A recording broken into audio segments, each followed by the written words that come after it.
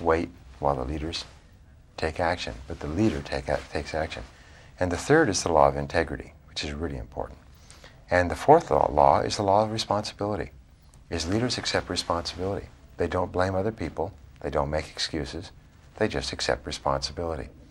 And one of the things we talked about is leaders are very solution-oriented. They're future-oriented, goal-oriented, and solution-oriented, which makes them far more effective than the average person. And what's your experience? Are there any difference between the Hungarian management, between the Hungarian way of thinking and the other parts of the world? Let's compare America and Hungary from this aspect. What's the main difference, what you experience here by talking to people, by talking to me, by talking to other people? The way of thinking, what's the main difference and what should they develop more here? I am a student of history and European history especially, so I am familiar with Hungary and Europe. I'm familiar with most European countries.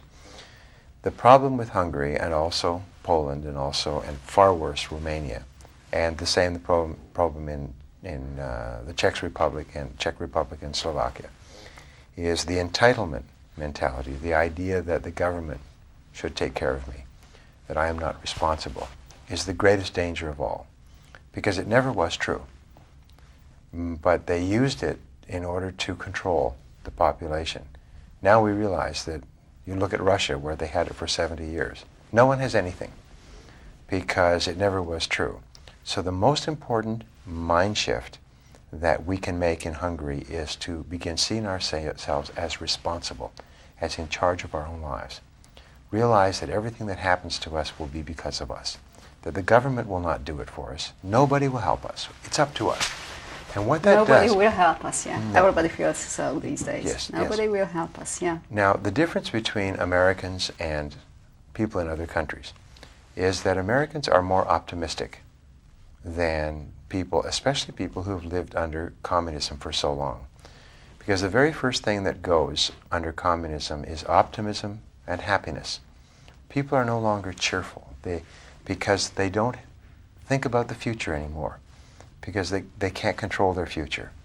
Today, Hungarians may not have a high standard of living yet, but they have control over their future. And they can make their future anything they want. That there are no limits anymore. I just came in at the airport. Last year I came in at the old airport. This year I came in at the new airport. That airport is as beautiful as any airport in the world. That is a symbol of the new Hungary. Yeah, that's full of NATO airplanes just now. Yes, it's full of NATO airplanes, but that's the future. And people have to understand that not only 10% think about the future. And if you start to think the way the best people think, you'll be happier, you'll be more positive, you'll be more optimistic, you'll be more cheerful, you will feel more powerful. So think about the future and where you're going. Think about your goals and what you want to accomplish. Think about the solutions to your problems. And remember, everybody's got problems. You'll always have problems, no matter what happens. Everybody has problems. I have problems I can make. You have problems. We all have problems. So, since we can't control the problems, the only thing we can control is how we deal with the problems, how we respond to them. And throughout the world, I find the most successful people are the people who respond to problems positively and constructively. They look for what they can do. They look for the solution. So you are bringing the, in quotation mark, the American dream here to Hungary to become a Hungarian dream. Well, if you take a Hungarian from Hungary and you take them to the United States, the first thing they learn is to be optimistic, is to think in terms of the future and what is possible. But I can do it. I can do it, and that's the most wonderful thing. I can do it. And they find that they're surrounded by people who have this attitude. They're so optimistic. And this attitude of optimism unlocks creativity. And so in America today, you have an unemployment rate of 4.2%. You have the highest ownership of new homes, of private homes, highest number of cars owned. You have the highest income. You have the greatest growth of business, everything. But it's all based on the attitude of optimism.